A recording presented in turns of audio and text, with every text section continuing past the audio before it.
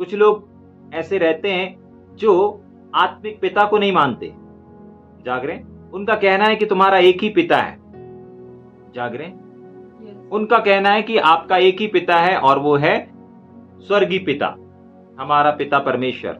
लेकिन परमेश्वर का वचन यहां पर बता रहा है कि यहां पर हमारे हर एक इंसान का एक आत्मिक पिता होना बहुत जरूरी है। आत्मिक पिता का काम क्या होता है? पिता का दर्जा क्यों दिया गया उसको? पिता करता क्या है?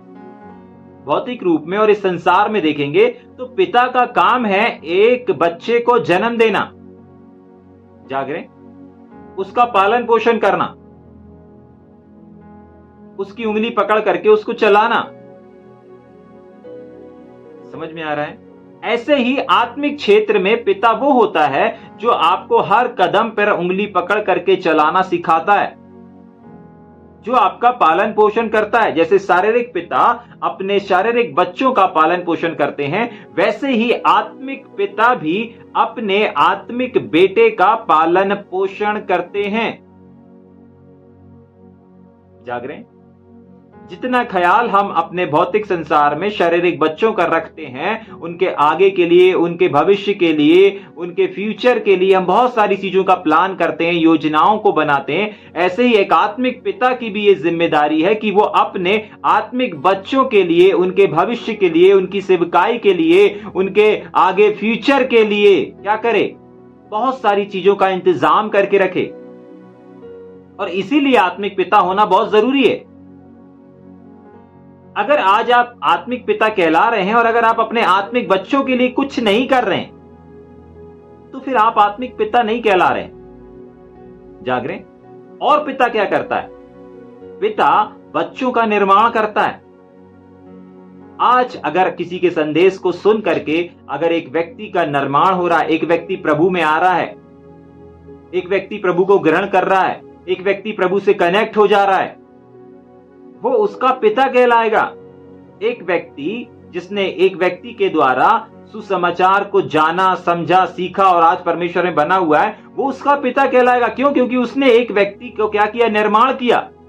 उसके संदेश के द्वारा, उसके वचन के द्वारा, उसके संदेश और उसके वचन को सुनने के द्वारा क्या हुआ? एक व्यक्ति का निर्माण हुआ। और यही तो पिता का काम है। उसके बाद भी उनका काम खत्म नहीं हो जाता, उसके बाद भी उनका काम खत्म नहीं होता, उसके बाद भी उनकी जिम्मेदारियां बढ़ जाती हैं। जाग रहे? हाँ, बहुत सारे लोग इस प्रकार से बात करते हैं कि नहीं, हमको हमारा एक ही पिता है। 4 सुसमाचारों में लिखा हुआ है, हाँ हमारा एक ही पिता है, लेकिन वो पिता स्वर्गीय पिता है। लेकिन इस संसार में भी आत्मिक जीवन को जीने के लिए हमें एक आत्मिक पिता की आवश्यकता है। वो उसने हमें जन्म नहीं दिया, उसने हमें शारीरिक जन्म नहीं दिया, लेकिन उसने हमें आत्मिक जन्म को दिया है। जाग रहे? उसने हमें आत्मिक जन्म दिया।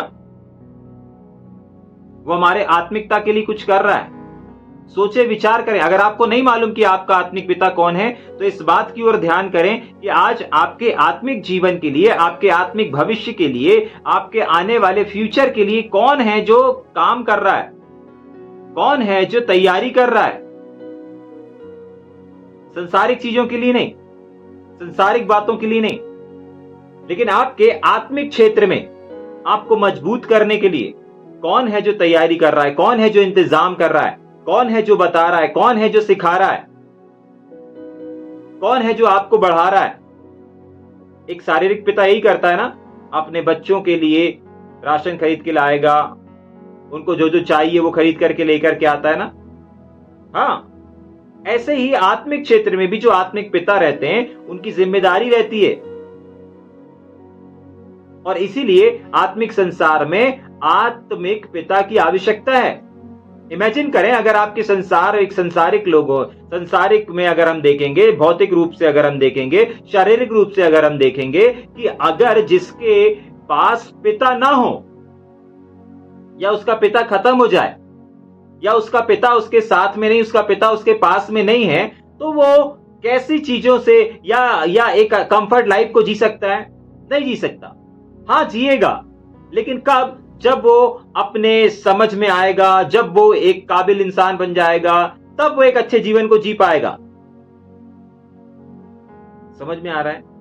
हाँ, क्योंकि पिता से उसकी बहुत सारी आशीषें जुड़ी हुई रहती हैं। पिता बहुत सारी आशीषों को उसको देता है, बहुत सारी चीजों को, बहुत सारी आवश्यकताओं को उसकी पूरी करता है। और अगर जिसके पिता नहीं रहते, वो बहुत सारी चीजों में पिछड़ जाता है, बहुत सारी चीजों को वो नहीं प्राप्त कर सकता। जाग रहे? समझ में आ रहा है? ठीक इसी प्रकार आत्मिक क्षेत्र में भी है। अगर आपके आत्मिक पिता नहीं है तो आपको बहुत सारी ऐसी चीजें हैं, बहुत सारी ऐसी आशीषें हैं, बहुत सारी ऐसी उन्नति है जो आपकी नहीं हो पाएगी। क्यों? क्योंकि अभी तक आपका आत्मिक पिता कौन है आपको नहीं मालूम। अभी तक आपने अपने जीवन में आत्मिक पिता को क्या नहीं किया? श्रेय नहीं दिया। अभी तक आपको खुद ही नहीं मालूम कि मेरा आत्मिक पिता कौन है। अभी तक आपने किसी को आत्मिक पिता का दर्जा दिया ही नहीं। पौलुस इस बात को बोल रहा है। देखो तीमुथियुस, वापस पढ़ेंगे क्या? तीमुथियुस के नाम जो विश्वास में मेरा सच्चा पुत्र है। जाग रहे? इस बात का ऐलान कर रहा है, इस बात को बता रहा है। तो पिता जो होता है ना, जो पिता कहलाता है ना, वो हजारों के बीच में इस बात का ऐलान करता है, ये मेरा आत्मिक पिता है, ये मेरा आत्मिक बेटा है। जाग रहे? आत्मिक बेटा क्या करता है? इस बात को बताता है। और आत्मिक पिता क्या करता है? वो भी इस बात को बताता है। जैसे आप बताते हैं ना कि ये मेरे आत्मिक पिता है, ऐसे ही आत्मिक पिता भी ये बताते हैं कि ये मेरा आत्मिक बेटा है। समझ पा रहे हैं? हाँ, सिर्फ आप नहीं बताते कि ये मेरा आत्मिक गुरु है, आत्मिक पिता है। नहीं नहीं नहीं नहीं, पिता भी बताते हैं कि नहीं, ये मेरे आत्मिक बच्चे हैं। लेकिन वो किस बच्चे के बारे में परिचय करवाते हैं, इस बात को भी आज हम समझेंगे। जाग रहे? यहां पर एक शब्द लिखा हुआ है, सच्चा। जाग रहे? अगर आपका बेटा आपकी बात नहीं मानता, आप चार लोगों के सामने उससे बोलेंगे बेटा बैठ जाओ, और वो बोलेगा नहीं बैठता, मुझे खड़े रहने में अच्छा लग रहा है। आप ऐसे बेटों से क्या भौतिक संसार में किसी से परिचय कराएंगे? नहीं कराएंगे। बोले कौन अपनी नाक कटाए। जाग रहे? नहीं करवाएंगे, परिचय नहीं करवाएंगे। समझ में आ रहा है? हाँ, लेकिन अगर आपका बेटा आज्ञाकारी होगा, अगर आपका बेटा आपकी बात को मानने वाला बेटा होगा, एक बार आपने बोला उठ गया, एक बार आपने बोला बैठ जाओ तो बैठ गया, ऐसे बेटे से आप जरूर मिलवाना चाहोगे चार लोगों को। ऐसे बेटे का जरूर आप परिचय कराना चाहोगे। ऐसे बेटे का परिचय नहीं कराना चाहोगे जो आपकी बात को नहीं मानता, लेकिन ऐसे बेटे के लिए जरूर आप लोगों से मिलवाओगे जो आपकी बात को मानता होगा। क्यों? क्यों? क्योंकि वो सच्चा है। क्यों? क्योंकि वो ईमानदार है। क्यों? क्योंकि वो आज्ञाकारी है। जाग रहे? तो आत्मिक पिता विशेषकर ध्यान दे, और पुत्र लोग भी, विशेषकर सेवक लोग भी। जाग रहे? अगर आप अपने काम को ईमानदारी से करेंगे, सच्चाई के साथ करेंगे, तो आपके अगुए इस बात को देखते हैं, वाच करते हैं, सच्चाई से काम कर रहे हैं या नहीं कर रहे हैं, ईमानदारी से काम कर रहे हैं अथवा नहीं कर रहे हैं, फॉर्मेलिटी से तो नहीं कर रहे हैं, मजबूरी से तो नहीं कर रहे हैं, सब वाच करते रहते हैं। जाग रहे हैं? और आज की सुबह मैं इस बात से उत्साहित करना चाहता हूं कि अगर आज आप अपने कामों को पूरी ईमानदारी के साथ कर रहे हैं ना, तो आपके जो आत्मिक पिता हैं वो भी हजारों की भीड़ में खड़े होकर के बड़े सीना ऊंचा करके इस बात को बता पाएंगे कि ये भाई, ये बहन मेरे आत्मिक बच्चे हैं। जाग रहे हैं? पौलुस ने बताया। आगे जाकर के आप देखिएगा, जब पतरस का अध्ययन करेंगे, पतरस ने भी बिल्कुल खुले दिलेरी से बताया इस बात को, सबके सामने ओपन अप किया, मेरा आत्मिक बेटा कौन है। जाग रहे? समझ में आ रहा है? अगर आप अपने आत्मिक पिता की ओर, आत्मिक गुरु की ओर अगर ईमानदारी के साथ बराबर बराबर बराबर काम करते रहेंगे तो वो भी सीना ऊंचा करके, सीना चौड़ा करके, अपने सर को, अपने मस्तक को ऊंचा करके लोगों को बता पाएंगे, नहीं, आप जिसको सुन रहे थे, आप जिसको देख रहे थे, ये जो बजा रहा था, ये जो गा रहा था, ये जो बोल रहा था, ये जो प्रचार कर रहा था, इसने जो मीटिंग लिया, इसने जो सभा लिया, ये मेरा आत्मिक क्या है? बेटा है। जाग रहे? समझ में आ रहा है? इस बात को आज आपको समझना पड़ेगा। अगर आप आत्मिक गुरु हैं, आत्मिक पिता हैं, तो भी आपको इस बात को समझना पड़ेगा कि आपकी कुछ जिम्मेदारी है। और अगर आप एक पुत्र के समान हैं, जाग रहे, अगर आप एक विश्वासी के समान है तो सबसे पहली चीज आपको खोजना है कि आपको कौन है जो आपके आत्मिक उन्नति के लिए काम कर रहा है।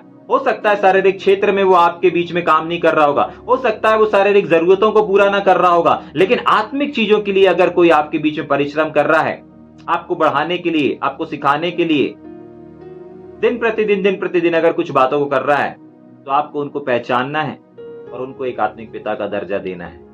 जाग रहे? समझ में आ रहा है? देखिए, अगर जिसके बेटे नहीं रहते तो वो पिता भी पिता नहीं कहलाता।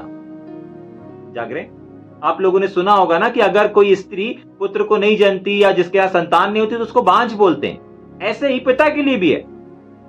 अगर एक व्यक्ति पुत्र पैदा नहीं कर पा रहा है, बच्चे पैदा नहीं कर पा रहा है, तो वो भी उस स्त्री के समान बांझ ही है। जाग रहे? इसीलिए आत्मिक पिता का दर्जा प्राप्त करना बहुत आवश्यक है। आत्मिक अगुओं का दर्जा प्राप्त करना बहुत जरूरी है। और आपके लाइफ में एक आत्मिक पिता का होना, एक आत्मिक गुरु का होना बहुत इंपॉर्टेंट है। इमेजिन करें ना, जैसे अपन ने बोला ना कि अगर किसी के बच्चे नहीं है तो वो कैसा है? बांझ के समान है। अगर एक सेवक के आत्मिक बच्चे नहीं है तो वो एक बांझ सेवक है। समझ पा रहे हैं? ऐसे ही अगर किसी बच्चे के माता पिता नहीं है तो वो अनाथ हैं। अगर आत्मिक क्षेत्र में आपका कोई आत्मिक पिता नहीं है तो आप अनाथ हैं। एक बच्चे के शारीरिक रूप में अगर देखें, जिसके माता पिता नहीं रहते तो वो अनाथ रहता है। ऐसे ही आत्मिक क्षेत्र में अगर आपके आत्मिक पिता नहीं है, आत्मिक अगुवे नहीं, आत्मिक गुरु नहीं है, तो याद रखिएगा आप अनाथ मसीह